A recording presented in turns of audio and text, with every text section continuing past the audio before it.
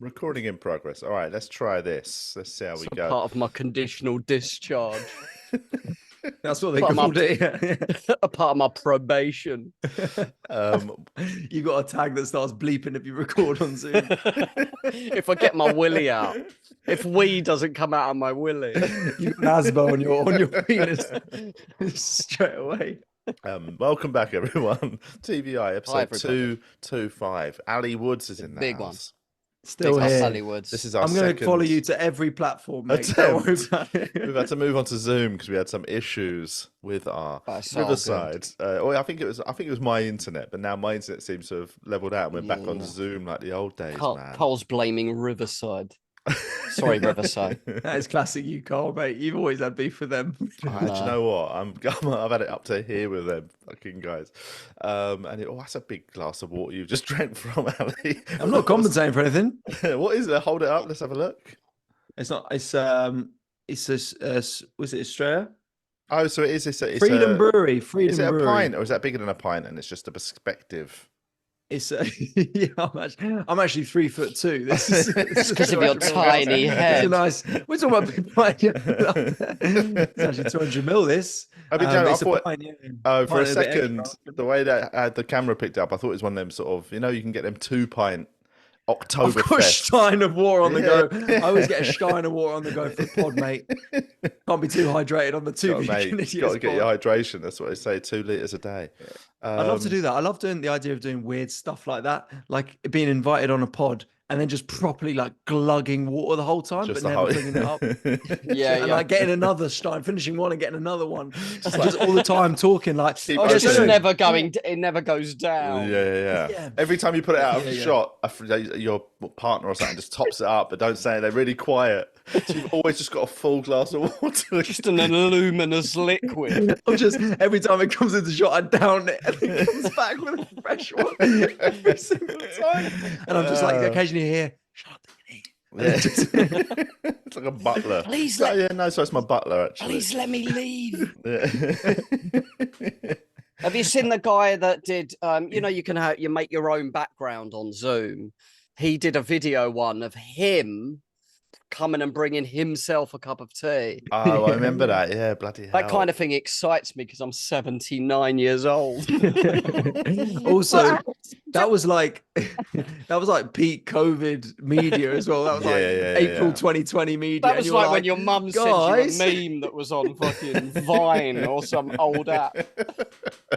This is funny. Where it's like the frames in like 4:3 and it's black either side with like laughing emojis on it. Oh, you'll never. I don't know how they do it. Who's doing it? Who's making these? You know what I mean? Like, who's making them?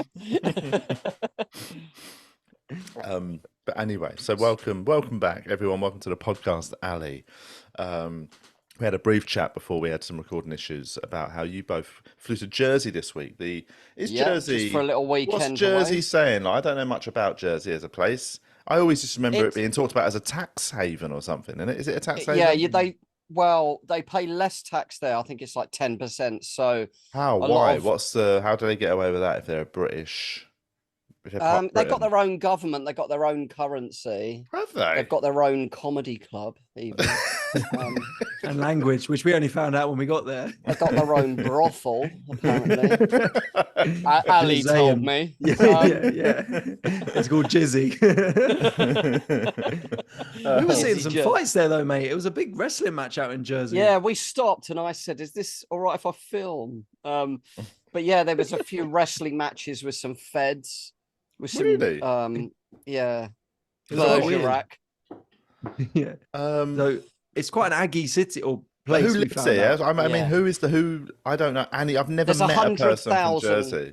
100,000 people live on the island. Yeah. We got 20 in at the gig. Yeah. There was a Rod Stewart tribute act down the road that really killed us off. Yeah, they got 90,000. Fucking hell, that's not many, man. There's 2 venues. There's the 90,000 arena and there's the comedy club. The comedy club always struggles. The streets are empty within those hours because they've got Sod Stewart playing. Rod Stewart. So Wembley Stadium is about 60,000, is it? No, Wembley's 90. 90. Yeah. So it's about Wembley Stadium of people. Yeah, that is in an island. Yeah. How big's the island? Like what's did anyone know the square footage? I mean, I see you prepared some questions. Oh God, I got told I'd get grilled on this. Also, you get on the Two Vegan Idiots podcast and they grill you on the geographic logistics of wherever you gig last. What's the demographic makeup of Jersey then? Is it? What's the GDP over there? I imagine it's not the most ethnically diverse part of the world. That's what you'd love about it, but it's all right. I'm thinking of moving. This is why all these questions. I'm looking to find somewhere just way whiter than where I'm how white is it then? How white is it there? Love the lack of diversity. Bit small, but apart from that. Ask the travel agent how white it is there, and then book. I was about to say, like, what would happen if you asked an estate agent like that question? How white is the area? But estate agents are so ruthless about selling, man. They wouldn't give a fuck. They wouldn't give a shit, man. They'd dive straight in. They just care about that bottom line, mate. Exactly. Whatever you say, whatever they say, though, if you're filming it, you've got to pretend that wasn't the answer you wanted. So if they lean in and they're like, "Don't worry, mate, it's all white people," you got to go. For fuck's sake. You asked the question. Can I? Yeah, you asked like, "Oh, is it a nice area?" and that's what they've come back. Well, yes, loads of white people, mate, predominantly white. And you're like, we call it Honkyville. That's like enjoy it, mate. But you know what? It's quite a lot of non-English speakers there because it's. I didn't realize it was nearer to France than England. Yeah, I know. I know that, but it's not. Yeah, so but I don't think. Okay. Only thing I knew about Jersey. All right, man. I knew that. All right, mate. Come on, fucking hack. No, but it's not the record. Don't record that bit. Yes. But it's not like. But it's there's no beef with France, is there? I don't think. Like, isn't it? It's not fucking the Falklands. we're not going to have a war over Jersey, right? I think it's most people are just sort of. Well, the Nazis occupied it for a few years, didn't they? Yeah. Well, they heard you were in town. A lot of stuff. Yeah. Well, they did on Saturday night anyway when me and Ali were there. In 20 minutes when you were on stage, they occupied the place. they occupied the comedy Put your hands up, club. everyone. Just one. But yeah, so the Nazis got there when they occupied France. Right, okay. And where the gig was, the hotel was, I forget the name of it, the Pomme d'Or or something, was where they held the liberation celebrations. Oh, really? I went to. I did finished. Thank God for that. When I came on stage. I did a gig in a theatre in somewhere in the Scandinavia. I can't remember where. And that was during the Second World War. It was occupied. It was that long ago. Oh, sorry. They still, because it was a listed building, they could, because it's a listed heritage building, they couldn't paint over certain parts of the walls, and there was still swastikas up on the wall when I did the gig. Yeah, there was when you got there. There was on my merch, but yeah, exactly. Yeah. That's your rider. It was on my backdrop on stage. You finish the gig and the promoter starts taking the backdrop down, and it was his. Speaking of Nazi Germany, have either of you been watching Masters of the Air, the new big budget wartime drama that's on Apple TV? No, I'm going out, hanging out with mates and stuff. It's a good yeah.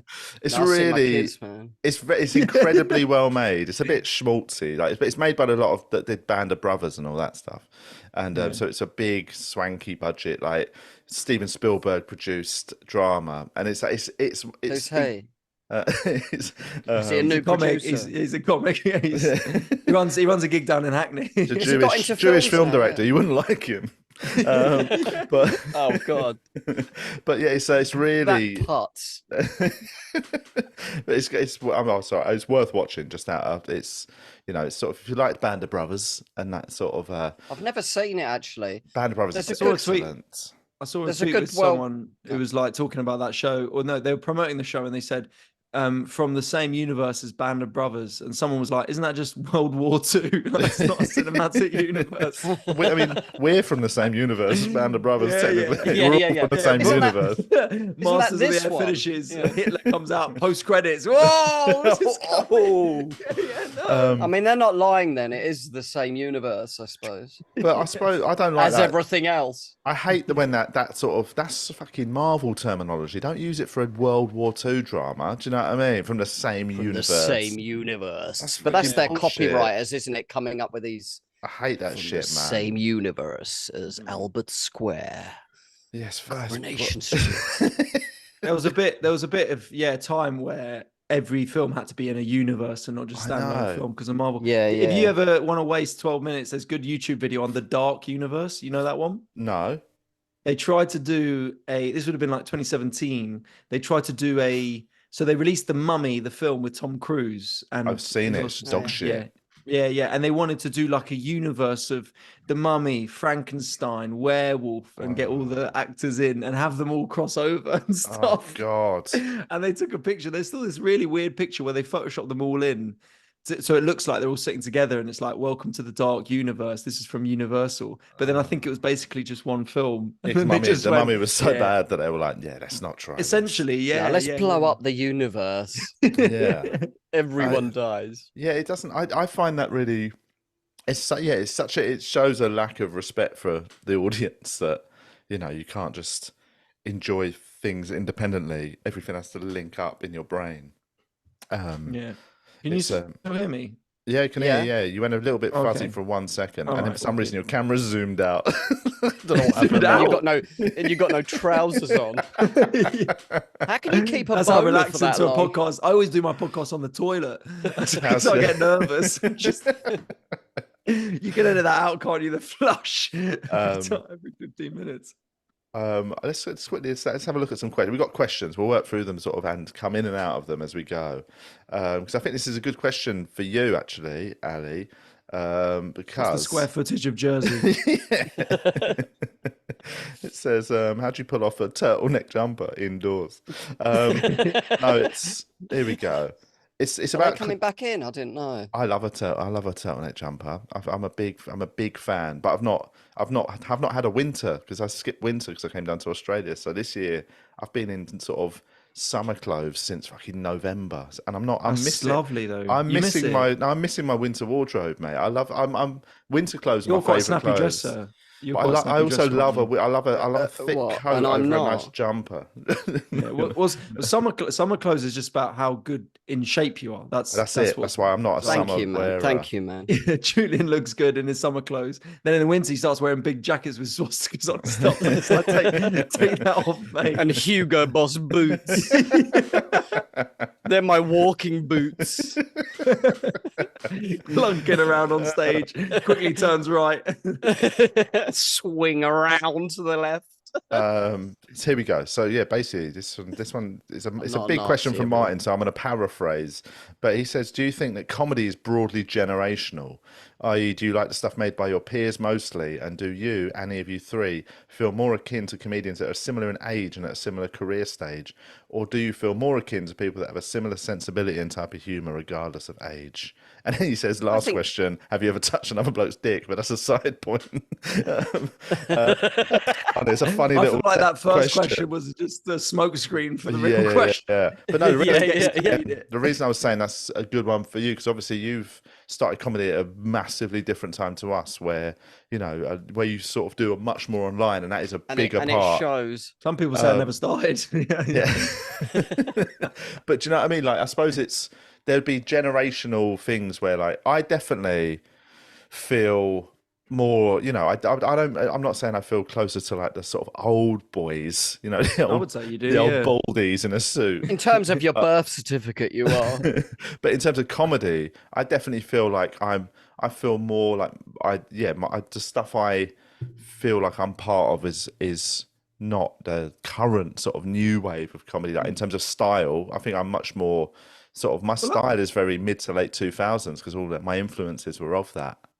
I haven't seen you at a gig for a while, Carl. I haven't been at a gig with you, but as I remember, it was a lot of like slagging off your wife and saying Am I getting that right? Yeah, and saying that these kids are too woke. Is that right? Yeah, pretty much. Yeah, you can't say anything nowadays. That sort of stuff. Yeah, that's it. A lot of Bernard Manning kind of about style. How I might start identifying as a fucking pigeon. It's a lot of that, wasn't it? Yeah, I think you were the first one to do that joke. Actually. But this is weird. So that was the generation before me, was that sort of stuff in terms of like, oh, my wife and that.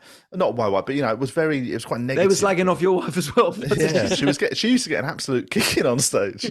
But then my generation were the ones that didn't do that. We did the opposite. There was sort of, I suppose, a bit more of it was got a bit more storytelling and things like that. That sort of mid 2000s, your Kitsons and your Russell Howards, all that came out, and that changed comedy to me more.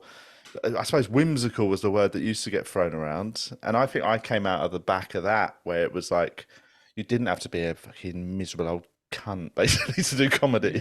You could actually just have a bit of a laugh. Don't bring me into it. But then I suppose everything is generational. But in terms of just how comedy works, you're much more of the current crop. Sort of you're multi-platform, mate. You're doing sketches online, you're doing stand-up, you're doing all that sort of stuff. So I suppose it's about how you fit in and where you feel more comfortable. Naturally, I suppose you just fit in with your own class at school, innit? Where most of my mates are from my era. So. Yeah, well, I think there's no point excelling at one thing when you can be average at loads. So that's sort of my business model, basically, is to just cover all bases. And you could be average at just one thing as well. Yeah. Or just bad at Yeah. Sorry, go on. Go on. I was just saying, carry on. I was just going to see where I'll take your point. I think that the way you perceive comedy is generational, but I don't think comedy is generational, because have you ever had this when you're doing a show at Edinburgh or whatever, and you see like a 14-year-old in the audience and you get nervous and you're like, boner. How am I going to relate to Get nervous. You slip your wedding ring off. You get nervous you've broken your parole. Yeah. I always wondered why, Julian. Your ankle starts bleeping. Yeah. I came to see you one time, and the stage was 50 meters away from the audience, and I understand why that was now. You can only do stadiums because you've got to stand in the middle of the pitch. So you get nervous. You get like. I mean, nobody really wants a group of like that age at your gig, do you? Because you kind of feel a bit. But don't you remember being a comedy fan at that age and being into comedy? And it wasn't like the comedians you liked were only 14 years old. I was watching you know what I mean? Bloody Eddie Murphy Delirious when I was 11. Do you know what I mean? Same here, yeah, same. So, but it's more. It's not for they won't like it. It's that the audience will be conscious they're there.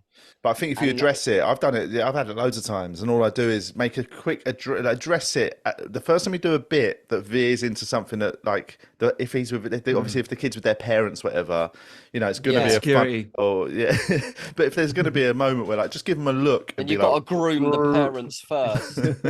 But they're normally, if parents are bringing their 14-year-old to a comedy show, they're probably cool parents. It's probably a cool family that are pretty chilled about content and all that. And unless you're doing horrendous, shit. Jerry Sadowitz.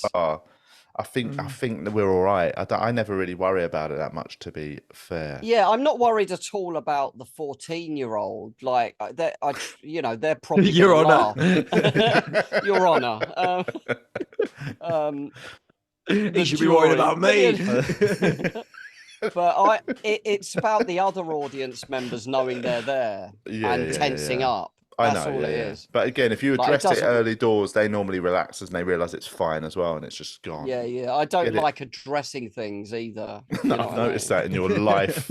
I don't like addressing the big problems. Julian doesn't look like doing crowd work in any aspect of his life. Don't like doing crowd work in the shops. You should go to a therapist, Julian. I don't really do that style of life. I don't do interaction. No. I just do my act, and then I go, and then I die. That's it. I just do the act, and then I sort of get a light at the end that I walk towards, and that's me. That's me. So yeah, anyway, but you know what I mean about that generational thing. It's like you can like a comedian of any age. Well, totally. I say in terms of what I watch, like I there's loads of young comics. All 14-year-olds. Yeah, I watch anyway. But it's fine. Yeah, I don't think there's a generational thing of what I like to see. You know, if anything, that's also staying relevant as well, because you see some people who stop updating their set with society and then complain that people don't get it because they're too woke or whatever, and it's just like, no, you've got to keep relevant, you know. Or they do that classic thing of they think they see one young comic doing something they don't like and assume that that's every single. Do you know what I mean? They'll see, and we know. I think we know the sort of comic I'm referring to so when I say lazy brains, though, isn't it? Your sort of GB News vibe comedians who, you know, will be like, is that not what this is? They're all on the MASH report.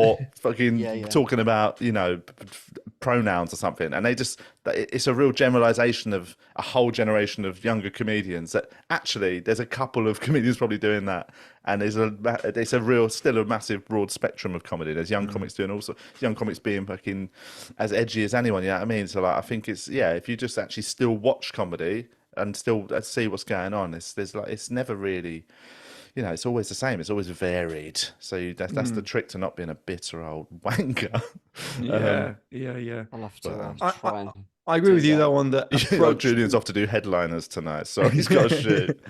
I agree with you on the approach though. Like my people in my sphere, my era, we started together. Our approach is different. Like we like doing clips and stuff now is just part of it. It's not like seen as this. And you've got to do it. Do you reckon that's just because it's, you know, you're younger and you grew up with more of the sort of social media, or is it that now it's so much harder just to start out in stand-up and then become a professional stand-up?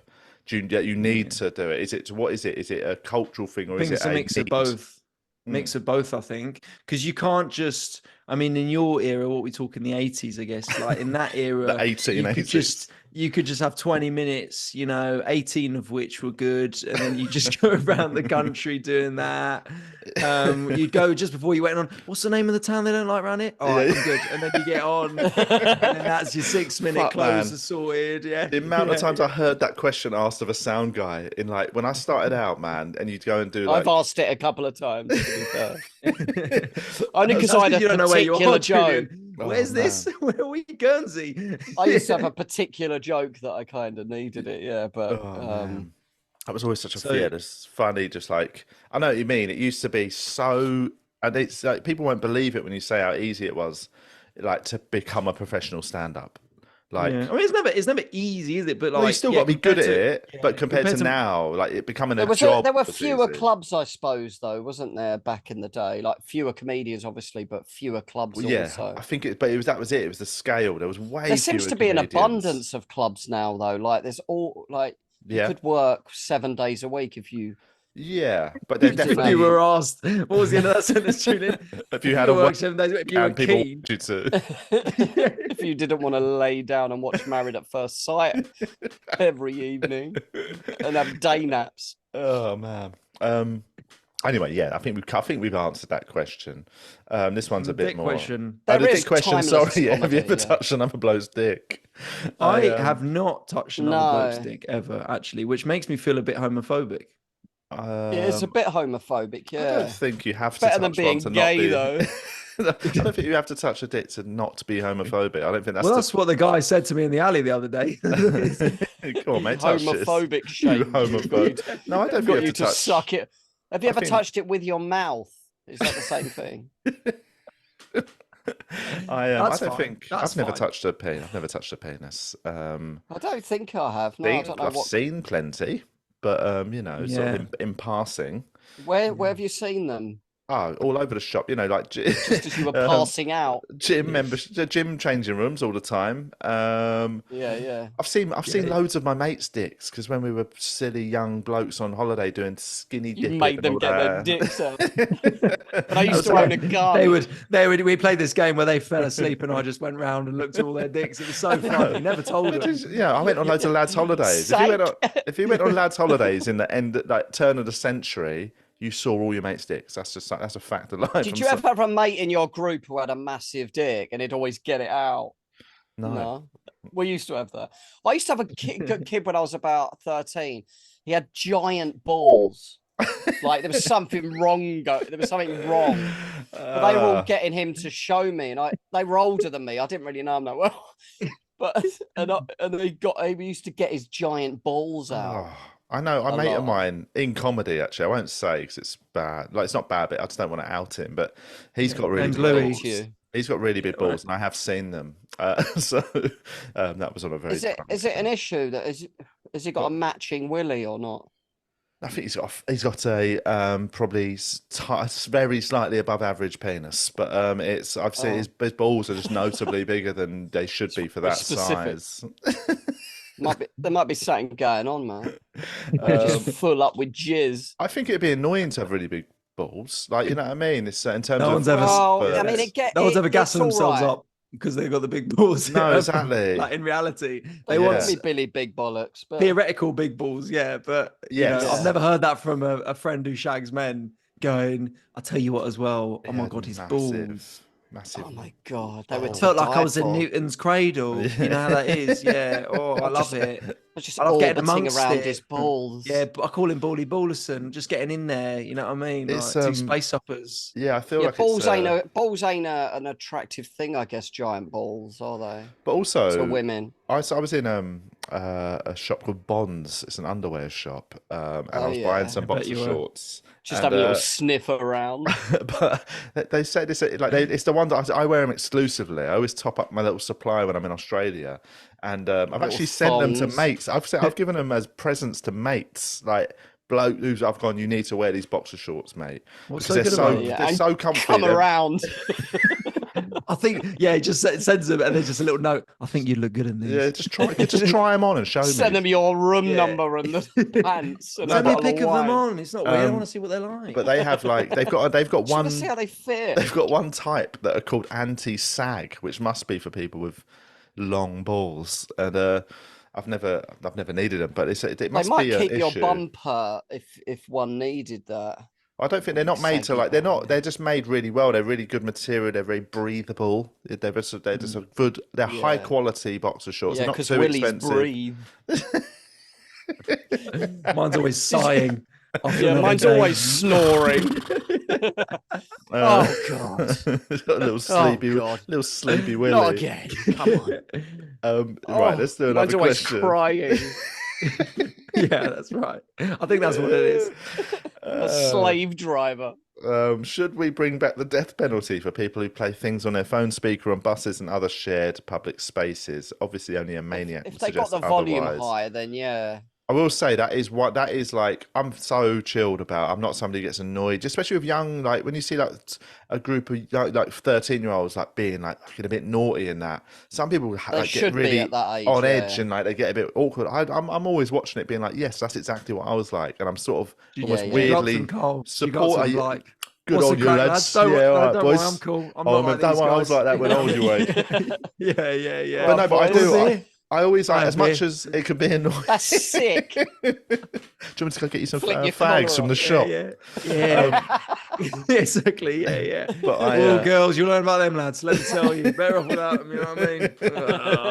I'll tell you what. I got an 18 rated film back at mine. We could chuck the DVD in. I could drive us there because I drive as well. Yeah. You guys seen Blade 2? Whoa, what are you talking about? You not seen Blade 2? But stop phoning your mum. It's fine. I'm a good bloke. Come on, you wimp. Yeah, there's always one in there. Is he always that wimpy, that one? Anyway, I'm here to tell you lads about these boxer shorts. You got to get these boxer shorts, lads. They're amazing. I'll show you them. Let they breathe. But yeah, like I don't get annoyed with young people being annoying. Do you know what I mean? Because I was so annoying when I was that age.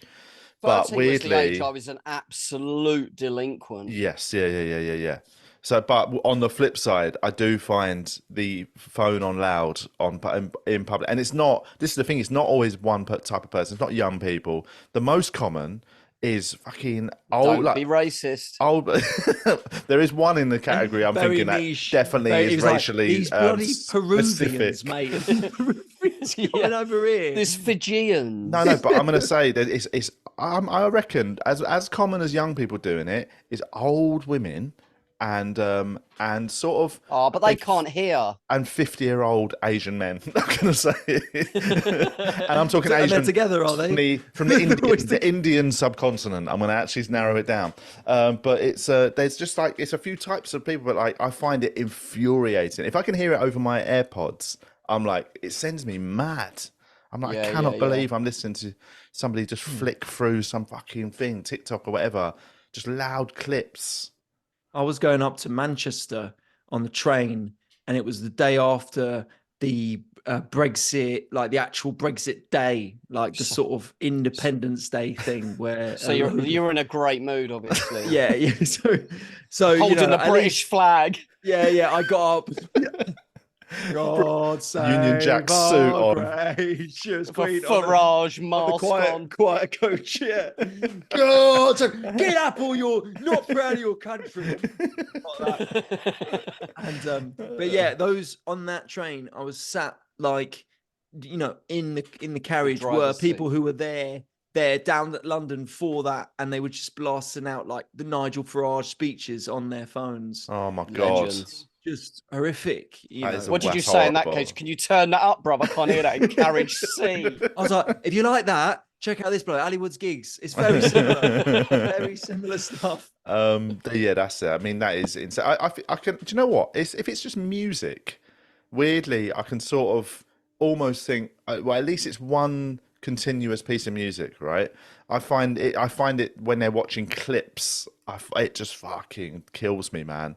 It hits me. What about a one-sided phone call when someone's doing that? Or that's annoying. But again, in my head, I can sort of compute it where I'm like, you're having a loud phone call. It's a phone conversation. At least you're having a chat to somebody. Like it's just the clips, like different. It's this change of. Is that going on? People do TikTok. Yeah, people TikTok on loud. What are you doing, mate? Every 7 seconds, there's a different loud. Unless sound. one of your clips come up and you're like, yeah. I quickly jump and like it. I jump and like it and comment and quickly. Share. Give me that. They think I'm mugging them, but I'm actually just commenting. Follow. Funniest thing I've seen today. Give them the phone back. Yeah. But yeah, so it's. I don't think a death penalty should come back. I just think you should be allowed to grab their phone and throw it out the window. It definitely makes them in some sort of category of person, because there's some people who don't care about the shared existence of civilization. Yeah. Oh yes, mate, like such a selfish. Like there's no spatial awareness with some people. You should have to go on a course or something. Yeah, like a speed awareness course, but it's a people awareness course. People awareness, yeah. Like there's people walking down the street in a group, but they're in a line and they're in way of the footpath. Like 4 of them just unbelievable. I mean, just get out of my way. Or a couple, a couple when you're on your own. Yeah. Sad times. But yeah, and then a couple, and they don't think and it's on Valentine's Day. Yeah. I always bump them. I always get in between them and bump them. Right, right in the middle. Move cunts. So I say that. But it's in groups of people standing in shop doorways. Oh my God. When people stop on the stairs or something. I'm going to say, and again, if you're in sort of central London, Oxford Street, and you go into a shop and come out, it's always a group, and they are always tourists. And I'm not going to narrow that one down. You'd think they'd know, though. It's common sense, isn't it? Some people just don't have it, man. Some people are they lack so much. When I've been out with my kids, when my kids were younger, I was always very aware that, like, if they're in the way of people and stuff, you know what I mean? Because you're not a psycho. Booting them out of the way. They're in the way of me and my dreams. Move! They're in the way of me. I did one quick. The way of my dreams, please. Cheers. We got to do a quick shout out, Julian, to. Basically, we've got from our Patreon. We have a spin-off Patreon WhatsApp group that people can join, but there's now multiple spin-offs of that WhatsApp group, and there's a new one. There's a new one for singles, TVI singles. This is where we've got to now, pimping out our. So you're just sort of perusing through them at the we're moment. We're not. You've got to be single to be in it, and it's where it's not working his way through. But it's not where it's a guy called Donnelly who started that one. But it's not for hooking up or anything on the whole. It's more for members of the group that are single, that are out in the sort of apps and dating world to discuss their like all their shit. But it's a lot. They're definitely going to be sharing the same people screenshots from Hinge and stuff. I bet. You all of your DMs, but but yeah, I say it's yeah. So basically, if there's any listeners single and want to join that, if you join the Patreon thing, and you'll find it will work. You will work you towards it, but it's a new one that started up 2 days ago. You might even meet somebody. Theoretically, you could meet a person as well if you're lucky. If you're fit. You could do a 2 vegan idiots speed dating event. Yeah. We should do that. People are really just. Oh, here we go. If you went on Take Me Out, what song would you choose for coming down the love lift? It's quite a funny one. It's got to be a sort of pumping. I've never watched that show actually. But it's always never watched it. Basically, yeah, I've seen it. The weird, like all the women are lined up, and just a single bloke comes out of the lift to like a sort of poppy tune, and then Paddy McGuinness goes like, "Let the sausage see the baguette" or something. I don't know what he says, but like, and he dances around in front of the women. And have you not seen when a comedian does it and plays some of their stand-up? What? I'm going to send you it afterwards. But yeah, there's a comedian goes on and plays as their special skill, plays a video of the stand-up. Oh, that is the biggest risk I've ever seen. Do we know the comedian? You might do that. I don't know that. I know him, but I knew him from like the open mic circuit. I mean, you can say. Could you not say then? Would you prefer not to say their name? I guess it's. I mean, they went on Take Me Out. Yeah, I know what I mean. But it's a comedian. It's a comedian called Bentley Browning. Bentley Browning. I know the name. Yeah, so I know from the open mic circuit. He was also quite a nice guy, but I'll send you the video. But that is tough. That's a tough crowd. Such a bold move because like them women they'll just go boo and turn their light off if you've got like a fucking a hair they don't like, let alone putting your stand up on. Yeah. I love my mum. Pew. Yeah. I actually lost my mum last year. Yeah. I've got giant balls. I just don't think that if you were a good son, you wouldn't like let your mum die. You know exactly. What I mean? Is it still on Take Me Out? I assumed it had died off ages ago. Have you ever seen? Nowadays, have you ever seen? You couldn't have it nowadays. You couldn't have it nowadays, mate. You can't say anything. You'd have to have some non-binary person come down, and then a lot of people who identify as orcas. Polyamorous. You just like everyone. No one would press the button because they're too nice. You have to go out. You have to go out with 15 people in a polyamorous relationship. Talk about feelings. You wouldn't even shag. You just talk about feelings all night. Back in my day, it was playful. You were publicly humiliated, but it was fine. No idea who we're being here, but it's just, people still get the gist. Have you ever seen the Chinese? Have you ever seen Chinese Take Me Out? I know this is a weird turn. I've got a Chinese takeout before, but no, not this time. Something different. It's the Chinese one. I can't remember what it's called. It's so different. Like, have a go at it. Have a go at the name. And this is going to sound really judgmental with the sort of people that do it do the eyes first. Go on, Take Me Out. But like, it goes along all the women, and when they interview them, they're all like, they'll be like, "Oh, I'm a genetic engineer," and they're all like sort of. It's just a normal dating show where everyone's got really good jobs, and they talk about I'm looking for a man who's really respectful, and I could introduce to my parents and then start a family with. Like, it's all so different to British. Like, I just want somebody with a fucking big old dong on him, and I want to fuck him in an alley. You know what I mean? Such a different. I want someone to play mini golf with where I can see their golf club. Yeah. Oh, you're cheeky short. But I might start watching it. Yeah, but try to have a look at the Chinese one, and it's. So what you're saying is go on that one then. If I want to go on one. Yeah. I mean, you'd absolutely clean up, mate. I think they would. They like gingers over there. That's some high level fluff. You're a nice young man, so you'd clean up. What's this? Somebody says, what would be your gladiator name and characteristic? Oh, I presume that's Gladiators. The TV show's been revamped. Not the not if you were in that guy at the arena airport, back in ancient Rome. The guy at the airport jumped in our conversation. Do you remember? What? Don't you remember? Like, he was standing and he said something about your red hair as well. We're like, what? Right, mate. Oh yeah. On the way back, he was just, mate. First warning sign. He had no luggage with him, and you're just yeah. I love it. He just had a tracksuit bottoms on and a door key in his hand. And he was flying the plane. And he said something. You said something to me. I said something about you're in such good shape, but then I said for your age, and he went. And I pretended to take offense, but then the guy jumped in, went for his age. Yeah, with that energy, not as in a funny energy, like an early comedian reacting to a heckle by just like laying into. BH, what are you saying that for, mate? I was like, hello. It was weird. Then he said something like, "It's always the gingers, isn't it?" I know, yeah. Like, but then also he was trying to be like your mate as well, and you were sort of like, "Well, he's here now, actually." It's always weird when somebody just is too keen that you like. I don't mind a little. He had this crackhead energy as well. Oh, really? Okay. Yeah, that's why we got on. It's I'm prone sometimes to having a chat with somebody on a plane. If I sit on a plane, though, that's when you're sat next to them for a while. But yeah. It's sometimes you mess up and they go into it. You start a little, hey, how you doing? And then suddenly they're just all in, and you just got like, I've got 3 hours of this. Fuck. Really, I would avoid that at all costs because of that. Because of the time period. Yeah. If it's a short journey, then you can relax a bit, eh? Yeah. I haven't struggled with Pete and Julian on the half-hour one over to Jersey. Yeah, that was hard. I had to pretend to be asleep. Here's a question, because we had a conversation, a Patreon conversation, some questions that we were answering, and somebody said to throw it out to you, which was, how long do you give new material before binning it off?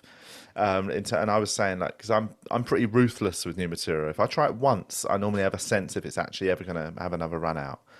You got a feel of it, I guess, eh? Yeah, so, and I'll give it, if I think it's not worked because of the telling, and I've sort of gone like, I didn't deliver that properly, I'll give it a second run out, and if it then doesn't work, it is dead. Like, I'm literally twice, if that, and it never sees the light of day again. But when you're doing new stuff, what's your how many goes does it get before you shoot it in the head? Well, I'm similar to you. I'm amazed when I see people like continually working on new bit, being like, when I get it, it's going to be amazing. And sometimes they do it, and I'm like, fuck, how did you manage to die on that 20 times? But then you got somewhere.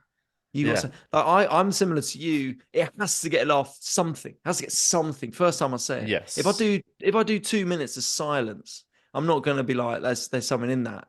But what I would normally do is, if it dies, and then I might chat to a comedian about it and go, why didn't it work? And then they might give me an angle of like, well, I think that premise is funny. It was great. It was great picking the mind of Julian Deane on the flight back. Yeah. So, what do you think of that bit? And he went, shit, mate. And then the other guy laughed behind him like a hyena. Tracksuit box. Good one, Julian, mate. Thanks, Puff. If I believe in a joke, and because a lot of the time it can be, for me anyway, it's just not comprehensible, like the premise, or like that it's not understandable, you know what I mean? So yes, I can go back and I think this is definitely funny, and I've done that before and worked on jokes for a good few times, but it can be just, no, that just ain't that funny, you know what I mean? Yeah. My issue with new stuff is I normally do new stuff and something will be funny, but then it will stay at like a 6 out of 10 for ages. Yeah. And that's what I find a harder bit is like adapting a bit to make it great. Yeah. It's but I suppose it's, as long as you're aware of that, if it's a 6 out of 10 and it's working, but you know it can get to something, then I suppose that's different to. I suppose the problem is, like, we see a lot of comedians who, I mean, and we'd all have seen this, where somebody does a bit and it just doesn't work, and you're watching it thinking that must be brand new and it's shit, and then you see them do it 2 months later, it's exactly the same. They've not changed a single thing, and they're still doing it, and it's not working. You see them another few months later, and they're doing exactly the same joke. It's like, so it wasn't new. It's just a bit of theirs. It's just crap. It doesn't work every single time, but they keep it in. It's like that thing I've heard comics say before, like when they come up, well, I like that bit. I like that. Like, I do that for me. No, you don't. No, you don't. You wish it worked. Yeah. That's the worst. That's such an ick for me, of comedy ick, when I see someone on stage do an average joke that gets not much and then goes, that's my favorite joke of the set. And I just think, I know, That's making the audience think, well, you've got shit taste then, haven't you? Like, we don't trust the rest of your jokes. That was your favourite one. That was our least favourite one. And it's also just smells of like a pretend, like a faux confidence in it when it's not. You know what I mean? Weirdly, I've been. We had Adam Bloom on talking about his book. I'm reading that at the moment. I've just started, right? So he sent I downloaded it onto my Kindle. He sent me a little pre-copy initially, like sort of when we did the pod. But I decided to. Someone's doing all right. Huh? Someone's doing all but right. I like stuff. I like having things on my Kindle. I find it's such a nice little. It's light to carry around and sort of. But I've been reading it, and it's and yeah, I like it as much as his writing process couldn't be more different to mine. The bits that I really like are, and I totally agree with, are those things like saying, "Oh, that's my favorite joke," or or that's that normally. Another one is I took the afternoon off when I wrote that. Yeah. What they're doing when that was first ever said on stage, it was really funny. Like all of these kind of hack things. Yeah, the first time it was said, it was good. But I really agree with. Really, that's the biggest thing I've taken so far. I'm only probably a third of the way through the book. I only started it the other night, right? But like, it's is don't make references to the fact you're doing stand up. You know what I mean? Don't just the idea. It's a general rule, isn't it? But some can, you know what I mean? You can kind of. Yeah, I mean, it can break the fourth wall. Yeah, he's like never use material. Like you could say joke, you could get away with that in some context, joke. But if you say like that material will normally go better or something. Yeah, like, but I really agree with that. I hate referencing. I really don't enjoy when I see a comedian reference. Because there's an allusion to it. Like you're just a guy that's rocked on stage and you're just saying, making stuff up. I say that's my favorite joke after every joke, so that I have confidence when you're watching me on stage. I shout it at you. I shout it at Julian. That's my favorite one. Every time he gives me daggers and then just doesn't address it. I say after every joke, I just made that up. Just made that up. Just every time, every joke, I just made that one up. I just said that. How mad am I? How mad am I? I just came up with that. That's mad, isn't it? But I suppose like we've got some fledgling comedians in the group in our WhatsApp. All right, I would say I'm a bit more than fledgling. Oh, sorry, we got other fledgling comics. What's this fledgling actually mean? I would recommend fledgling means like isn't it? Doesn't it come from like young birds or something? It's like I'm sure it's got a specific original use, but then it just means. What does estranged mean? You know when they say my estrained wife. Estranged. Estranged. Is it estranged? It is estranged. Yeah. So just separated. You're not familiar with each other. Oh, I thought it was estrained. Oh, you talking about my strained wife? My strange wife. But I would recommend for any newer comics, I would recommend Adam's book. You know, it would be really interesting. Yeah, for at any level as well. I've not read it, but I keep meaning to. I definitely will read it. I don't, because I've not actually. I had coffee with him the other day. But I've not found any of the actual writing tips so far have not translated to how I write, and like that's absolutely fine. But like I'm really enjoying just some of the other little breakdowns of things to be aware of that maybe, and I think it's interesting. It's just interesting reading about it. It's easy to get comfortable when you're doing stand-up, because you get to a point where you've got 20 minutes that works. You feel like your new stuff can work to them, and you feel like you're not really dying anymore. Like it's a long time since you've like died a death, unless you're doing like a brand new thing. So you just get comfortable being like, I'm just a comedian now. But then when you read something like that, you go, there's so much still to work on and to That's why I want to read it. Yeah, just to kind of inspire me a little bit, get my head in the game a little bit again. Julian said I inspired him on our trip. He did. Did I? Yeah. I think you were quite coked up at the time. No, I said that you were perspiring. Oh, yeah, that's it. Sorry. Yeah. Are you perspiring? Yeah. He just leaned in. Ali, I just want to say you've been really perspiring on this trip. Everyone said it, but no one's bold enough to say. There was a question about train etiquette, but I've lost it now. I think it was about if you're just sit down and shut up in it on a train. That's it, man. It was something to do with that. Do you know when? I think it's being sat in a seat and then it turns out somebody's got a ticket for that seat. You have to get up, don't you? Yeah, so I think basically the person said they got to their seat and somebody was sat in it. So they went, "Oh, this is my seat." They showed them the ticket. And then the person got up, moved out, and they sat down. And the person just sat next to them. And they're like, surely the rule is that you then go and sit somewhere else. Like, there's an unspoken rule that if you're in someone's seat, you get up and you just fuck off somewhere else for a bit. If there is a lot of other seats, I suppose, but I suppose you've had a little awkward chat of like, that's actually my seat, and they're like, oh, and they move. You want them to not be near you to have any aftermath. Is that? I don't know. Maybe that's right. Yeah. Get out on my... But if they're on a table and they want to be on a table, then I get it. Yes, I agree with that. That is true. If it's a 2-person, no table, it's a strange move. But as Julian said, if it's busy, I understand. But if it's a completely empty carriage and they've just decided to sit next to you, that's strange. I don't know if you saw, there was a tweet that went viral, which was like someone took a selfie on a plane and there were only 2 people on the plane. And the guy decided to sat right behind him. It's like that. I mean, that's weird.